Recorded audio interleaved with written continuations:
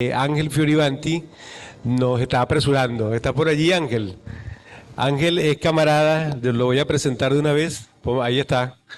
Ok, Ángel es nuestro, nacido en el estado Zulia con 35 años de edad, ha participado en diferentes experiencias en el ámbito educativo, inició su formación en el estado Zulia, su recorrido académico ha continuado por la Universidad de Ezequiel Zamora, obteniendo el título de abogado, trabajó en la misión Ciencia, ha desempeñado diferentes roles.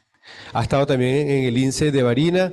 Su contribución trasciende participando como ponente en el primer Foro Mundial de Pensamiento Crítico en la Ciudad Autónoma de Buenos Aires, Argentina, en el 2018, presentando su investigación sobre la comunalización de la educación, la cual inició en el doctorado en Ciencia de la Educación de la Universidad Latinoamericana y del Caribe. Actualmente reside en la Ciudad de México y se encuentra complementando su formación con estudios virtuales en la Escuela de Psicología Social Alfredo Mossad de Argentina, fusionando conocimientos para impulsar el cambio y la transformación social. Al amigo Ángel lo descubrimos por internet, sí, porque cuando tú colocas comunalización de la educación en Venezuela, eres el primero que aparece. Pero bueno, ha sido un trabajo interesante que él ha desarrollado. El profesor Lenín, nuestro secretario, esta mañana lo citó en su trabajo en cuanto a su visión intercultural que tiene que ver con la comunalización de la educación. Ángel, te damos la palabra. Bienvenido, hermano venezolano, camarada. Y bueno, somos todo oídos para tu participación.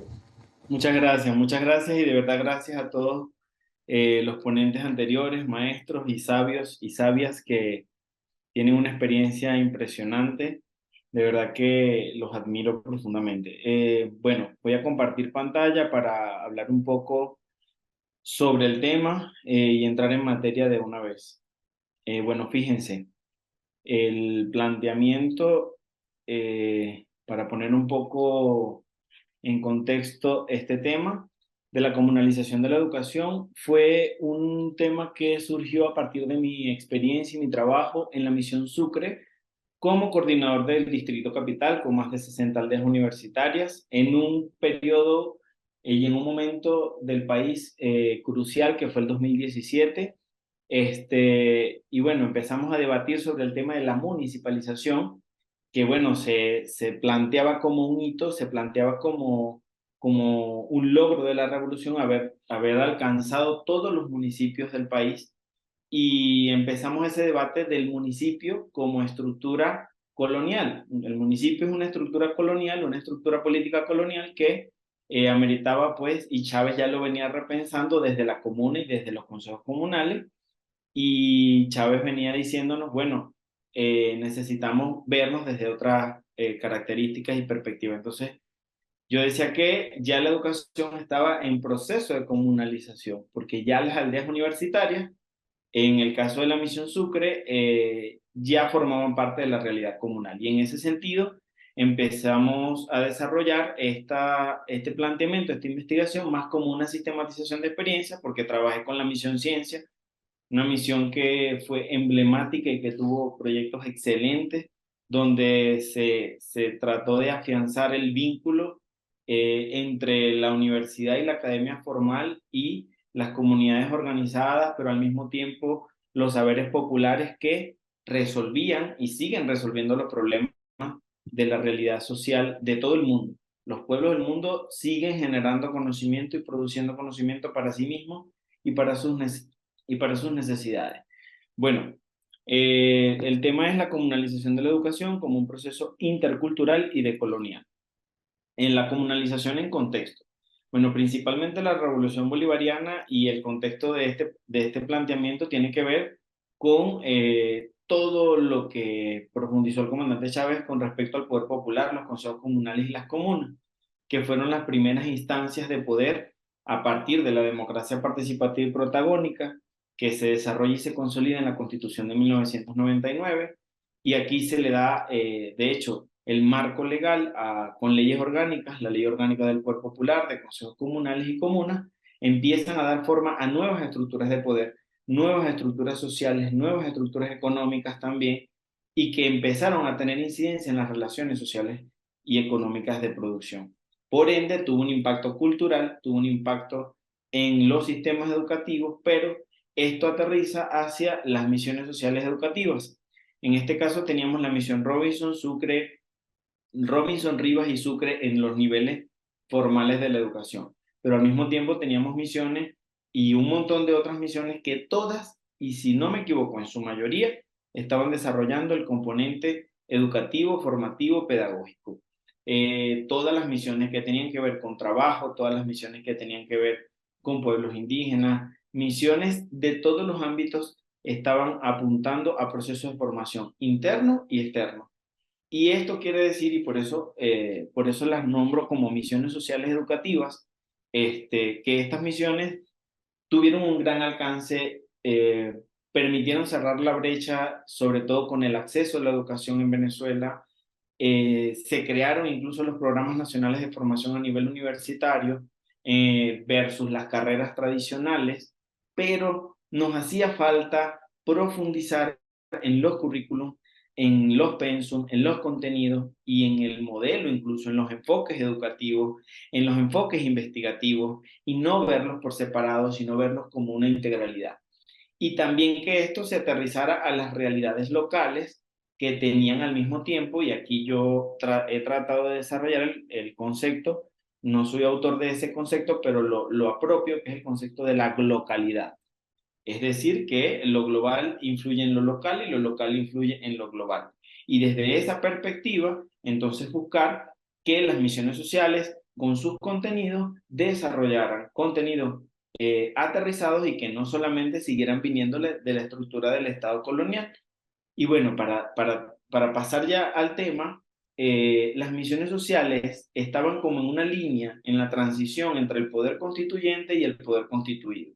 Es decir, las misiones sociales, lo decía el comandante Chávez, eran los ejes motores que permitían impulsar la relación entre el poder popular en proceso de consolidación con las comunas, consejos comunales y demás instancias del poder popular, con el Estado y el poder constituido para la transferencia de competencias, para el desarrollo económico y demás. Por tanto, el componente educativo estaba por un lado y la realidad económica, social y política por otro lado, y ha sido toda una lucha de muchos años. Bien, ¿qué es lo que queremos plantear aquí como elementos generales y transversales? El modelo político civilizatorio occidentalizado. ¿Qué causa el modelo político civilizatorio occidentalizado? Una profunda huella en la educación al colonizar el pensamiento humano y dictar la forma en que los individuos se conciben a sí mismos, se relacionan en términos de poder y perciben el mundo que los rodea. En ese sentido, este modelo civilizatorio occidentalizado, nosotros seguíamos heredándolo en todo el contenido, en los métodos de aprendizaje, en los métodos investigativos. Y esta profunda huella en la educación implica que las y los sujetos sociales en procesos de aprendizaje no se conciben como sujetos, sino como un número, sino como individuos que están aislados de una realidad, que no tienen historia, que además la forma en la que piensan ya viene permeada desde que están en proceso de gestación hasta cualquiera de los niveles o de las edades en las que se encuentren.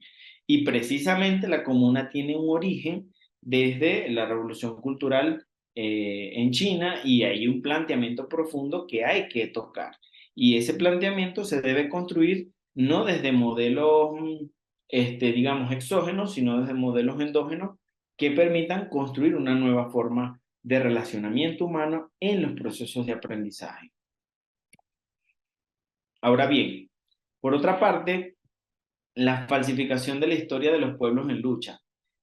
Chávez tuvo un gran avance en esto porque, bueno, cambió la historia desde el Día de la Raza, mal llamado Día de la Raza, hasta el Día de la Resistencia Indígena. Hoy en países como México, por ejemplo, todavía se habla del Día de la Raza y no tiene ninguna incidencia, no se le da la importancia que requiere un país que tiene una gran diversidad cultural y que tiene unas raíces impresionantes, además de tecnología y demás en cuanto a los procesos originarios se refiere. ¿Qué pasa con la falsificación de la historia de los pueblos en lucha? ¿Qué impide a las comunidades encontrar sus raíces epistémicas y adoptar un pensamiento crítico y pertinente? ¿Qué significa esto? Que entonces estamos siempre viendo el norte, siempre viendo el occidente, siempre viendo para afuera y no valoramos lo que nosotros mismos somos y nuestra realidad, nuestra historia. Además, que estamos negando la construcción histórico-social, estamos negando nuestras propias formas, nuestros propios medios y modos de producción que de forma milenaria se han comprobado hasta desde un punto de vista científico, desde la práctica de nuestros pueblos originarios, que son acordes a nuestro clima, que son acordes a nuestras realidades, a nuestra formación hasta genética. Y cuando nosotros negamos todas esas formas de producción, tenemos consecuencias como las que vivimos hoy en día, que el planeta está en un colapso, que las sociedades están en problemas de salud mental colectiva, que tenemos las grandes desigualdades sociales que generan otro montón de consecuencias. Entonces, tener sistemas educativos que niegan la historia y que aparte de ello la falsifican y convencen a todas las sociedades y a las culturas de una historia que no tienen, genera un grave problema en la estructura de los sistemas educativos. Por otra parte, está la imposición de un único enfoque de conocimiento. ¿Y qué pasa con el único enfoque de conocimiento? En el entendido de que la realidad es una construcción social y que todos operamos bajo la construcción social. Es decir, un edificio es un edificio porque fue algo creado por un ser humano desde su concepto hasta su estructura. Todo lo que nosotros pensamos y toda esa imposición de este modelo, de este enfoque único de conocimiento, contribuye a la alienación. Y al contribuir a la alienación, pues crea realidades ficticias que distorsionan la percepción de esa misma realidad.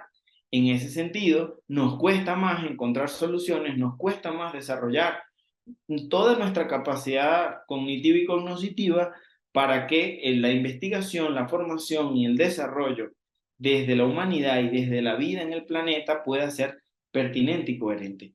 Este enfoque único es contraproducente y es prácticamente desde un punto de vista cíclico, es decir, no es igual que pensar desde el punto de vista del desarrollo humano o del desarrollo histórico-social en espiral, que pensar desde una manera cíclica, estática y que pareciera una ley universalizada. Entonces, este modelo único, positivista, por ende, nos ha planteado que aquello comprobable como una ley estática de la realidad no nos permite seguir creciendo y no nos permite seguir desarrollando nuevas formas de pensamiento.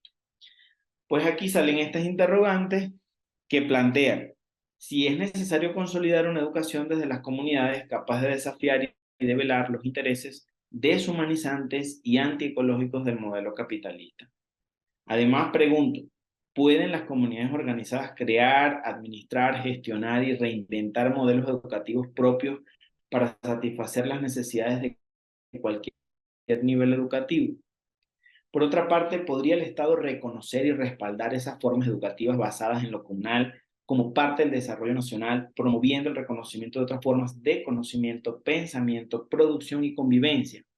Son interrogantes pesadas de procesar, pero que tienen que ver con toda una historia y una sistematización de muchas experiencias en Latinoamérica y varias de ellas que pude leer, conocer y algunas vivir, que nos desafían a poder aportar desde los espacios políticos, desde los espacios de autogobierno comunal, nuevas formas educativas, nuevas formas pedagógicas. ¿Por qué? ¿Qué pasa con todas las escuelas que están en el ámbito territorial de un consejo comunal o de una comuna?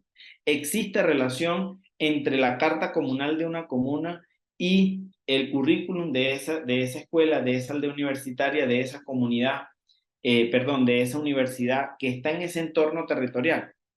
Por lo general, todavía nos ha costado que eso se trascienda. Hemos avanzado mucho en los procesos de investigación, desde la investigación participativa, desde la investigación-acción, que nos permiten pensar la realidad no como un objeto de investigación, sino que esa realidad está compuesta por sujetos y por vida, y por ende nosotros somos parte de ella, ¿no? Pero nos cuesta todavía consolidar proyectos políticos. Y ya vamos a ver algunas matrices de pensamiento. Otra pregunta genérica que se plantea es la siguiente. Es posible una educación que construya la historia de los pueblos y promueva proyectos políticos comunes desde la diversidad cultural. ¿Por qué pregunto esto? Porque la diversidad cultural, la diversidad sexual, todas las formas de vida que permiten que la diversidad confluya en una misma realidad, tienen que ver con una historia, tienen que ver con un proyecto político. Es posible que exista un proyecto político y que desde la educación las sociedades, las comunidades y todas las formas de convivencia en la vida puedan permitir que estos proyectos políticos sean consolidados y que se pueda desarrollar una vida más congruente en el planeta, en nuestras localidades.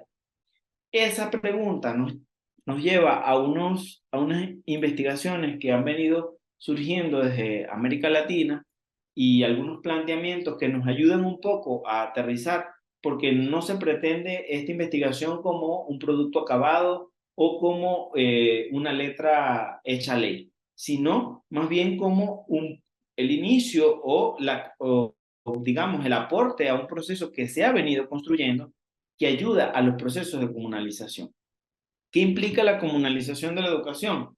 Principalmente que la educación se vuelque directamente a la realidad educativa desde su vida, desde su realidad, desde su proyecto político y respetando además toda la diversidad que existe en esos territorios y en esas formas organizativas. ¿Cómo se puede desarrollar esto? Bueno, el planteamiento de la educación intercultural que trasciende lo que tradicionalmente conocemos como educación intercultural, y aquí cito a Catherine Walsh, que es una excelente investigadora que se formó, estuvo como cocinera en las actividades políticas que desarrolló Paulo Freire en los barrios pobres de Estados Unidos y actualmente pues trabaja en la Universidad Simón Bolívar de Ecuador en un doctorado allí. Pero bueno, tiene una infinidad de trabajo. ¿Qué plantea con la educación intercultural? Que no sea un proceso simplemente bilingüe, simplemente para que llevemos más Occidente a aquellas comunidades originarias que todavía queda un poquito. Porque lo que se plantea desde las epistemologías del sur es que las soluciones a los grandes problemas del planeta en este momento no están precisamente en el mundo occidental y en la realidad y el orden mundial que hoy conocemos. Están en estas realidades originarias. La educación intercultural implica que podamos reconocer nuestra historia y reconocer la historia de otros y poder convivir con esas historias desde su cultura, desde su identidad, desde sus formas de pensamiento, desde su lenguaje, desde sus narrativas. Eso implica la educación intercultural, que nosotros tengamos también que aprender de estas culturas. En Venezuela tenemos más de 36 comunidades indígenas reconocidas con sus idiomas, territorios y demás. Pero además de esas 36 comunidades indígenas, tenemos comunidades africanas y tenemos orígenes africanos que tampoco estamos reconociendo y que necesitamos profundizar y conocer en sus formas de vida. El tema de la identidad, porque nuestra identidad ha sido también creada a partir de la matriz colonial. Y ahorita vamos a hablar de la matriz colonial. ¿Qué pasa con la identidad? Que se crean falsas identidades y que las identidades son como ropa que nos vamos poniendo o quitando de acuerdo a los escenarios donde nos encontremos y dependiendo de los escenarios. Lo explica Héctor Díaz Polanco. Este autor plantea en su libro sobre la comunidad y el poder, El jardín de las identidades, la comunidad y el poder, él explica perfectamente sobre los procesos de etnofagia que ocurren a partir de la realidad del capitalismo, cómo el capitalismo se va comiendo las identidades, se va comiendo las culturas y por ende va imponiendo sus formas de vida y creando una realidad imaginada que no tiene, que es sumamente joven y que elimina toda forma diferente de vida y toda forma diferente de relacionamiento. En este sentido, Catherine Walsh plantea la interculturalidad crítica, que es a partir de la educación intercultural, que es la confluencia de todas las formas de pensamiento, de vida y de relacionamiento humano. Y ella plantea que para poder promover la interculturalidad crítica es necesaria la matriz decolonial. ¿Qué plantea la matriz decolonial? 4 ejes fundamentales. La colonialidad del ser, cómo somos, cómo nos percibimos, cómo nos autoconocemos y cómo nos comportamos ante el mundo. La colonialidad del poder. Esta colonialidad del poder nos dice cómo pensamos y concebimos las formas de poder que implica eso también, la consolidación de la comuna y de la realidad comunal y de todas sus formas políticas de participación y de decisión, también implica conocer y mirar para atrás cómo eran y poder rescatar lo que tenemos ahora y lo antiguo. Al mismo tiempo, el saber. En este eje del saber se plantea que las ciencias son diversas, son muchas ciencias. En este pensamiento único nos dijeron que la ciencia es una sola y que el pensamiento es uno solo y que solo es aquel que está comprobado científicamente desde el punto de vista cuantitativo, pero no nos desconocen todas las formas de ser y saber que nos permiten crear nuevas realidades desde el pensamiento humano, pero también desde el relacionamiento con nuestra naturaleza, que es sumamente sabia y que nos hemos negado y nos hemos convencido que somos superiores a ella, pero desconocemos hoy nuestro rol de vida, ¿no? Y al mismo tiempo la cosmovisión que tiene que ver con esto último, que es la madre naturaleza y la vida misma, cómo la concebimos, cómo nos vemos, y lo decía el primer ponente, el maestro de acá de Oaxaca, que de verdad quiero ir a conocer y tendré la oportunidad de conocerlo porque todo su planteamiento tiene que ver con esta cosmovisión y esto implica la forma en la que hacemos educación. Seguimos estudiando autores, seguimos estudiando mecanismos occidentales que han demostrado hoy en día que desde el punto de vista conductista no son más que abrasivos, manipuladores y agresivos, violentos hacia la realidad del ser humano. Por eso tenemos que cambiar la educación. Por eso desde la educación popular y desde nuestro maestro Simón Rodríguez, que también nos enseñó muchísimo al respecto, avanzado para su época y muy pertinente para este momento.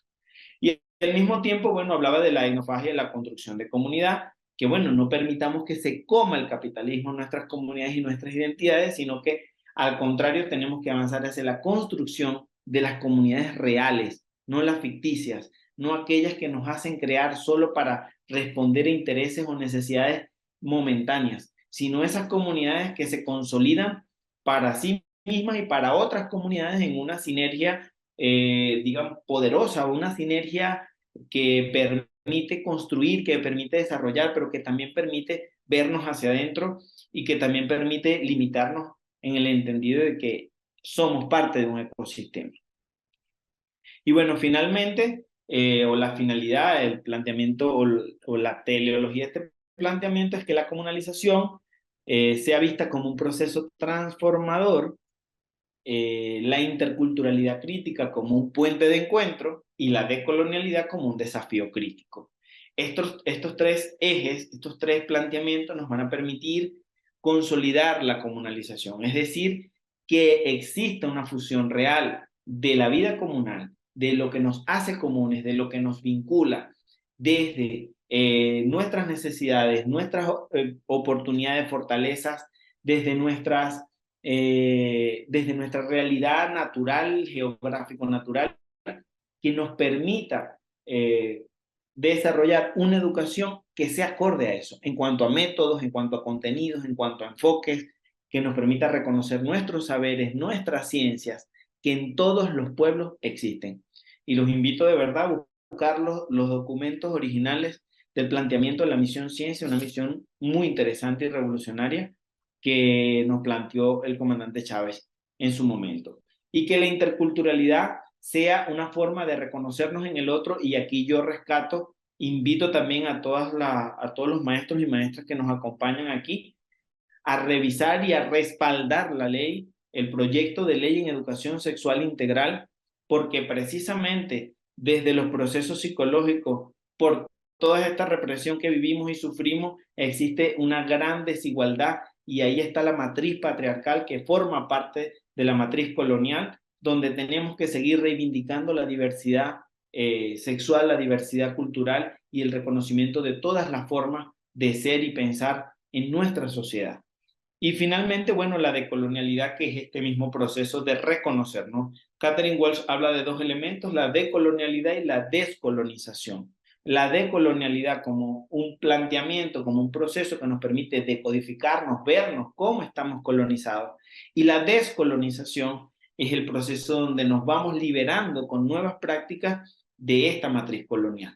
Entonces, yo los invito a que las investigaciones que desarrollemos sean de forma colectiva, a que las prácticas sean cada vez y humanamente y ecológicamente cada vez más coherentes, y que la congruencia la desarrollemos en la práctica para potenciar nuestras necesidades de producción, de vida y de estabilidad en general. Bueno, finalizo diciéndoles que hoy en día, porque se preguntarán, bueno, hizo este planteamiento, está en México, ¿qué está haciendo? Hoy en día igual los voy a leer ahorita por el chat si hay preguntas. Hoy en día estoy estudiando en la Escuela de Psicología Social Alfredo Moffat, el maestro Alfredo Moffat, amigo también de Paulo Freire y de otro montón de gente de las corrientes revolucionarias de la izquierda y del conocimiento. Los invito a leer también a Pichon Rivière, Alfredo Moffat, que nos va a permitir abrir mucho más el campo para desarrollar este proceso de comunalización y promover una salud mental a través del aprendizaje o de los procesos de aprendizaje y desde el punto de vista de la realidad colectiva. Muchísimas gracias por esta invitación. Gracias a todas y todos los que estuvieron participando y estoy a la orden para cualquier cosa que necesiten. Un abrazo. Excelente. Bueno, Ángel Fioravanti, hermano, querido compatriota, muchas gracias por tus aportes. Pues bueno, me quedo con esa sentencia que nos dijiste, pues, de necesitamos reconocer nuestra propia historia, ¿no? Su cultura, su lenguaje, su diferencia. En eso estamos trabajando. También hiciste unas preguntas muy interesantes.